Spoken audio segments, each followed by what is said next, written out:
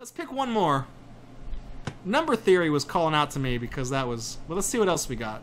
So are there any other games of chance? Uh-oh, I passed it up. Where was games of chance? Was that... Oh yeah, there we go. Let's do... Win more often by using some math to improve your strategy. How to win. First lesson. That's it. This is the Todd Rogers lesson right here. Let's do this. This course helps you learn how to optimize your chances to win probably games like blackjack and craps. I know a thing or two about craps. We read those chocolate wagon stories at the beginning of the stream. In this first quiz, we'll cover 5 quick pro tips. You don't know that pro tips is a derogatory meme online, do you? Don't be overly tempted by large but unlikely. This is exactly what I was talking about on the other one about, oh, I'm due for to roll a 6. The best strategy often builds up gains slowly rather than making a risky gamble for a large payoff. You are about to play a game with a coin that's weighted. This is different. With a coin that is weighted so that there's a 90% chance it lands on heads and a 10% chance it lands on tails. If you want to maximize the expected amount of money you will win, would you rather win... oh my god.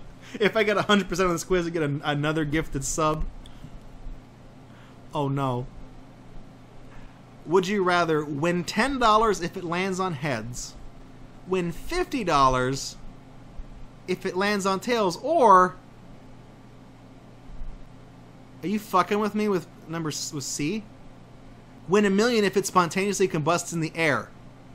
You may assume that there is at most a 0.0 chance that the coin will spontaneously combust in the air.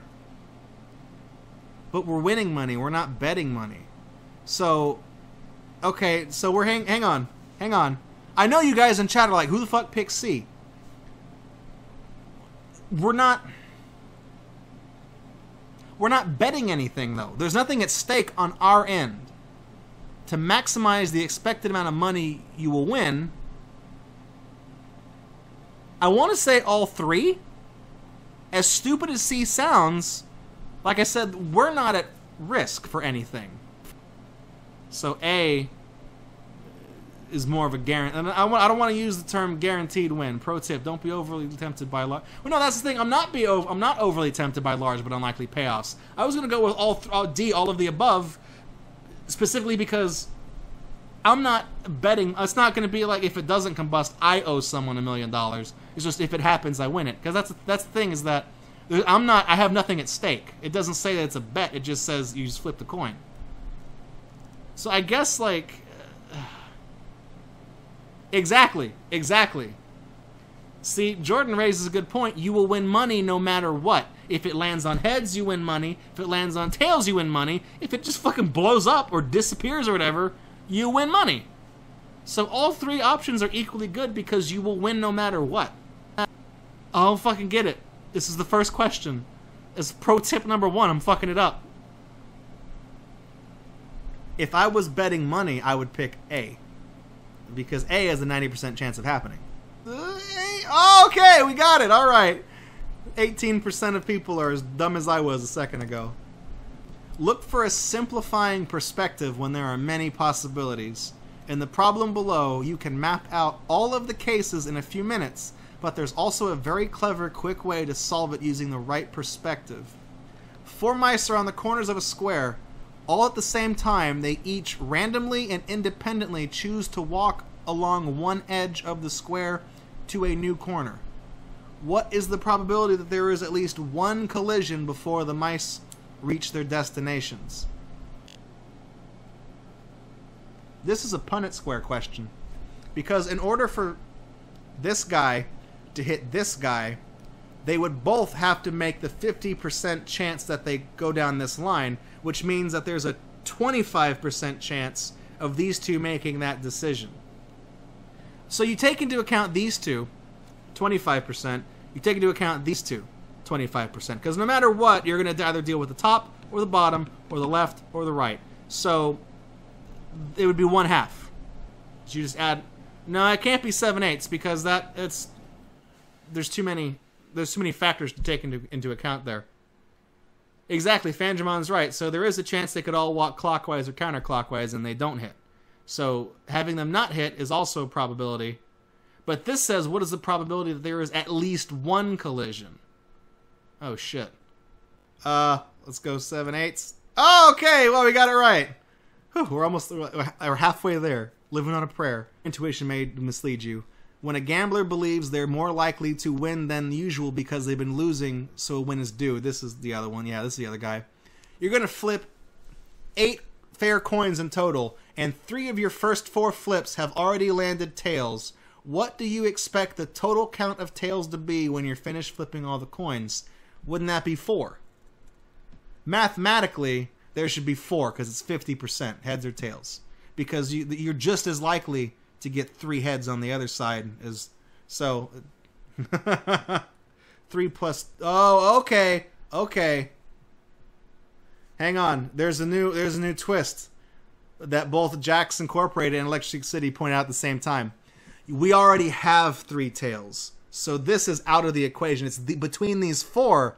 There's a 50% chance. So there's 2 possibly here plus 3. The answer's 5. Ah, there we go. See, half like the probability of you getting that dumbass wrong is 1 coin flip. Haha, insults. Pro tip: when you're studying a complex game, simplify it by breaking it into smaller games and/or scenarios that you've already worked with before. Drawing a black card versus a red card from a deck and shuffling the card back in the deck when you're done is just like flipping a coin if all you care about is the card's color. And 1/2 is a much easier fraction to mentally keep track of than 26 over 52. That's true. Catherine and Zion? Okay. You can't just say Rick or like a normal name or whatever. Are playing a game using dice, strange dice. Each die is a cube with 6 sides. Catherine's die has sides numbered 5 3s and a 6.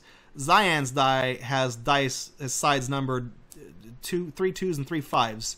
To play the game, if Catherine and Zion roll their dice at the same time and whoever rolls the higher value wins, if they play many times, who is likely to win more frequently, Catherine or Zion?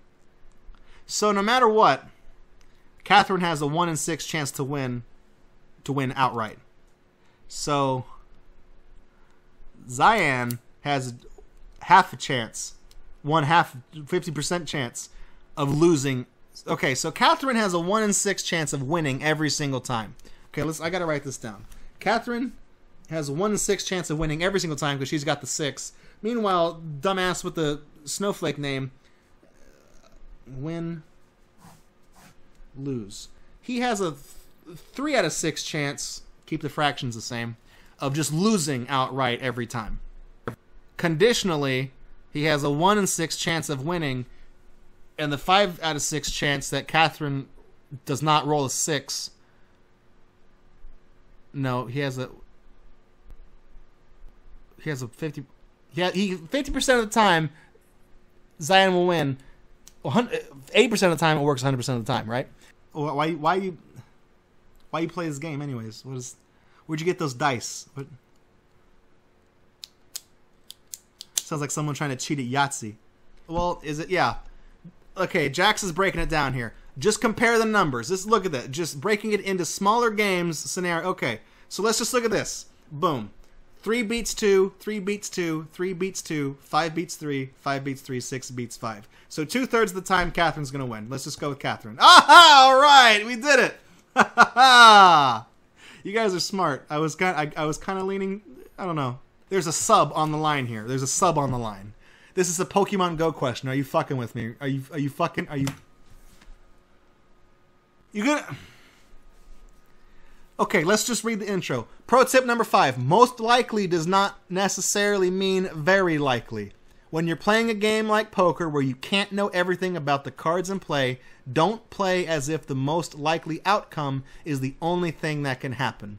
Keep in mind that even if something is most likely, it may still be very unlikely if there are lots of possibilities. It's true. I mean, you get 3 of a kind. The other guys might have the cards. You can't get 4 of a kind. Whatever. In Pokemon Go, eggs have a roughly 50% chance of being the 5-kilometer type. Which is more likely? Finding 2 eggs and getting exactly 1 5-kilometer type, finding 2,000 eggs and getting exactly 1,000 5-kilometer types. There's no need to calculate out these values exactly. One of these two probabilities is far larger than the other.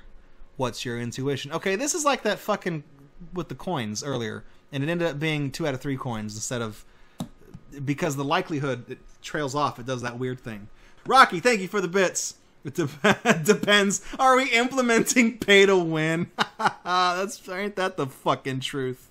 You don't know how many types. Think if there's 2 types, 3 types. There's 5 kilometer, 1 kilometer, and 10 kilometer. I'm pretty sure. I know my Pokemon Go.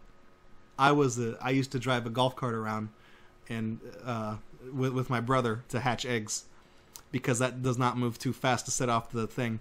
Okay, so eggs. So okay, there's a 50%. So basically, what it boils down to is that it doesn't matter. Does it matter how many types? It's either 50% that it's this, or 50% that it's just some other shit that doesn't matter for this equation. So technically, it is a coin flip. Even though there's more outcomes, this is still black or white. It's either this or it's not this. So that's why I think it's still a coin flip. I'm still gonna go with A. All right, who gets that sub? I don't know who gets that sub. Let's make Rocky the big money man. Rocky should get that. Rocky's got that sub. He's my buddy. He doesn't have a sub yet.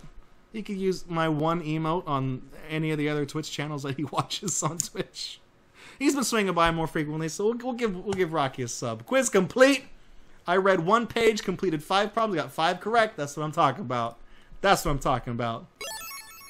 Thank you for gifting that sub to Rocky. I appreciate that. Rocky, enjoy all one of your emote. All one of my hit song. Rocky was about to sub anyways. Hey, the universe probability. Look at what it says, Rocky. Look at what it says. A probability is everywhere. What is the there you go. See? It's just I don't know what that. I don't know how that relates to it, but there you go. I hope you guys enjoyed that. Like I said, it wasn't like a tangible game. Like, as usually every week we do a game, it's like, here's a PS1 game. Oh, here's the case. Let's read the back and make fun of it. Here's the Goosebumps Wii game. Let's read the manual. Let's make fun of it. Thank you for the bits, Electric City Talking Time. Hipped? What is the probability? What is the probability that Electric Sheep City is going to hit one of those letters wrong and is going to fuck up his whole cheer? So, I mean, in this case, we didn't even have, like, a cover art. Like, if we look, it's the fucking universe brain meme. But I feel like we've done brilliant. Like, that's, you know, it was a good site. I mean, I kind of showed up expecting to make fun of it, and we did, and we had some jokes. We had some fun. You know, I joked about the lifetime subscription being $600, but I mean, I guess if you liked what you saw and, you know, something like that would be up your alley in a non-bullshit me doing math on the notepad and making fun of it scenario, I guess you get your money's worth. I think if you bought a year subscription, it's $120, so it comes out to be $10 a month. And if you go to... I don't have a referral link to Brilliant. Like I said, this was not sponsored content. But I did mention that Numberphile, the YouTube channel, which is a great channel, by the way. That's how I heard about Brilliant, and that's what kind of spurred my memory to go collect these sites, because I've had this idea for a while. So if you want to, I guess if this is something you like and you want to get a good deal, you can use Numberphile's link. It's just brilliant.org/Numberphile, and I'm sure Brady will. He's the guy from Numberphile. I'm sure he'll get a kickback. You'll be helping him out. He's got a great YouTube channel. You can check him out too. And games for smart people, it could very well just be its own playlist, like its own game on YouTube, and I'll put all the videos in that playlist. We can do this and then try the other site next week and then shelve it for a few months, and, you know, maybe December, 6 months later, December, whip it back out and do a couple more quizzes, and we'll have some fun with it. But I had a good time. I did better than I was expecting on some of those, which is surprising, because I was expecting this to be more of a humiliation stream.